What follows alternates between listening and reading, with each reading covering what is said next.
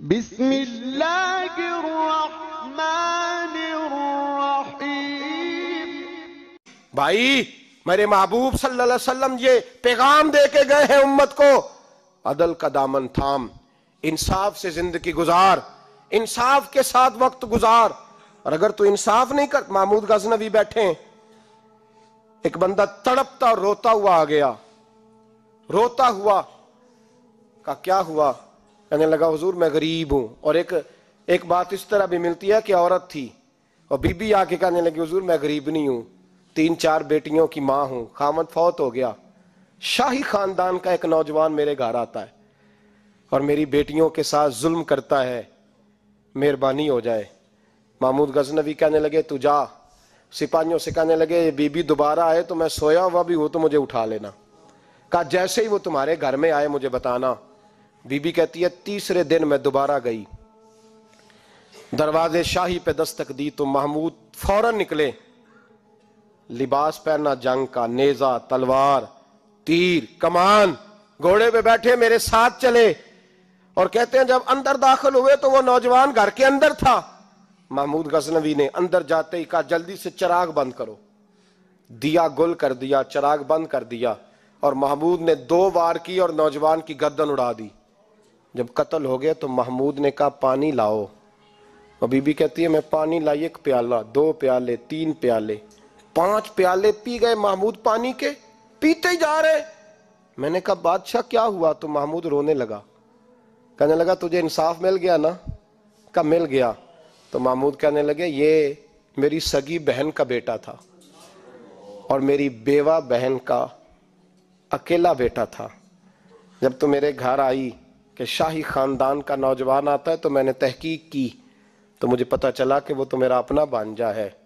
میں نے قسم کھائی تھی کہ جب تک تجھے انصاف نہیں ملے گا میں پانی نہیں پیوں گا، پانی نہیں پیوں گا۔ پانی اس لیے مانگا ہے کہ پیاس سے مر رہا ہوں، اور دیا اس لیے بند کیا ہے کہ بہنیں بڑی پیاری ہوتی ہیں نا، اور پھر بہن بیوہ ہو اور بیٹا اس کا یتیم ہو اور اکیلا ہو پھر رنگ اور ہوتا ہے نا، اس لیے چراغ گل کر کے میں نے اسے قتل کیا ہے کہ اگر مارنے لگوں تو کہیں بہن کا چہرہ نہ میری آنکھوں کے سامنے آئے، کہیں بھانجے کا تصور دیکھ کر میں اسے چھوڑ نہ دوں۔ ان اللہ یأمر بالعدل والاحسان، جب تک عدل اور انصاف ہوتا رہتا ہے، معاشرہ سکون سے بھرا رہتا ہے۔ یاد رکھو جس معاشرے میں عدل نہیں ہوتا، جس معاشرے میں انصاف نہیں ہوتا، جس معاشرے کے اندر لوگ اپنے آپ کو بالا تر سمجھنے لگتے ہیں، جس معاشرے کے اندر ہمارا تو یہ حال ہے کہ باہر سے آ کر ہمارا دشمن حملہ کر کے لوٹ جاتا ہے، ہمیں پتہ ہی نہیں چلتا، بس ٹھیک ہے مار گئے چھٹی ہو گئی۔ جس معاشرے کی بے حسی کا یہ عالم ہو کہ درجنوں لوگ قتل ہوں، اور میں دکھ سے یہ باتیں کرتا ہوں، دکھ سے۔ ایک دن نا اخبار پہ 4 قتلوں کی خبر بھی لگی ہوئی تھی اور ایک سیاستدان کی ممکنہ شادی کی خبر بھی لگی ہوئی تھی۔ کلیجہ پھٹتا ہے بات کرتے۔ وہ خبر اتنی چھوٹی سی تھی کہ آج ضلع لاہور میں 4 لوگ قتل ہو گئے، وہ خبر اتنی چھوٹی تھی، اور ایک سیاستدان نئی مداری کرنے لگا ہے، اس کی خبر بڑی تھی۔ اور قوم وہ ٹھیک ہے، پڑھنے والا بھی ایسا ہی ہے، میری طرح کے لوگ، انہوں نے وہ کہا وہ قتل تو روز ہوتے رہتے ہیں، یہ عام سے لوگ ہیں، غریب لوگ، یہ گاجر مولی ہیں، کوئی مرض نہیں، کٹ گئے تو یہ شادی کی خبر بڑی ہے، اس پہ تبصرہ ہونا چاہیے۔ اسی وقت پھٹے آباد ہو جاتے ہیں، چوک آباد ہو جاتے ہیں، بحث شروع ہو جائے، وہ 4 آدمی قتل ہو گئے، ٹھیک ہے معاذ اللہ، مسئلہ ہی کوئی نہیں۔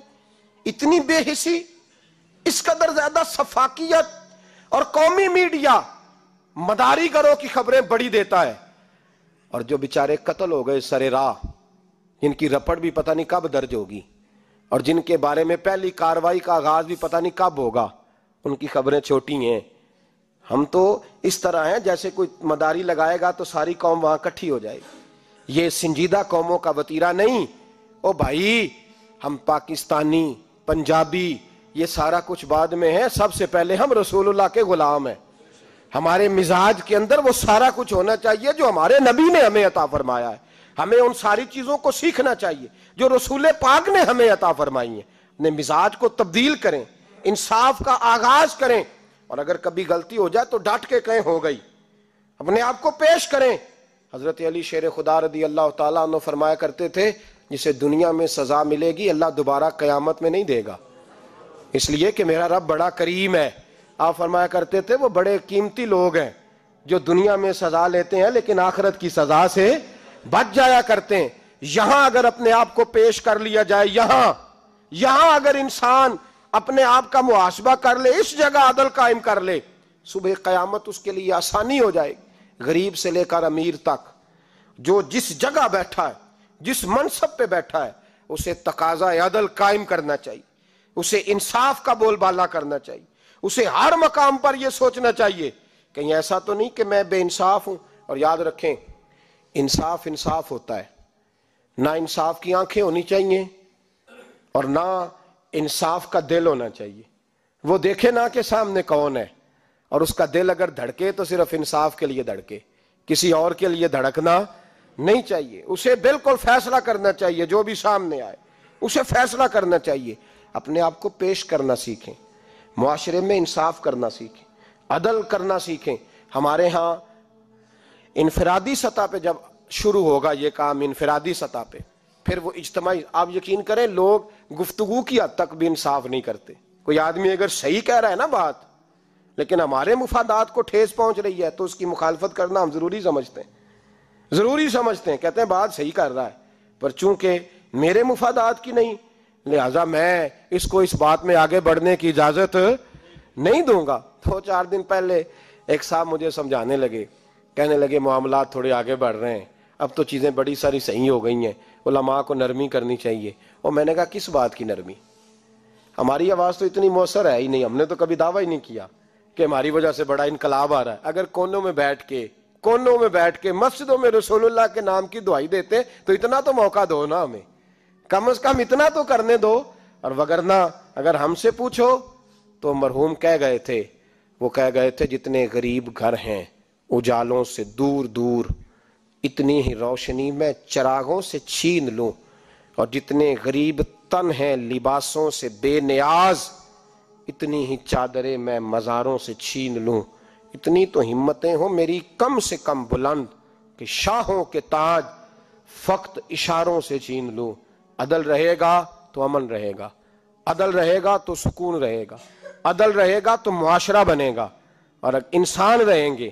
اور اگر بے انصافی ہوگی تو بھیڑیے پلیں گے، درندے پلیں گے۔ یاد رکھنا، انسانوں کی بستی اس وقت تک قائم رہتی ہے جب تک اس میں انصاف رہتا ہے، اور جب انصاف رخصت ہوتا ہے پھر بھیڑیوں کا راج ہوتا ہے۔ اگر چاہتے ہو کہ دنیا میں انسان رہے پھر انصاف کرنا پڑے گا، اور اگر بھیڑیوں کو موقع دینا ہے تو ٹھیک ہے، پھر کسی طرف نہ دیکھیں، اپنے آپ کو سجائیں، سنواریں، دل کو روشن کریں، ادھر بڑھیں جدھر انصاف زیادہ ہے۔ اللہ اپنے محبوب کی سچی غلامی عطا فرمائے۔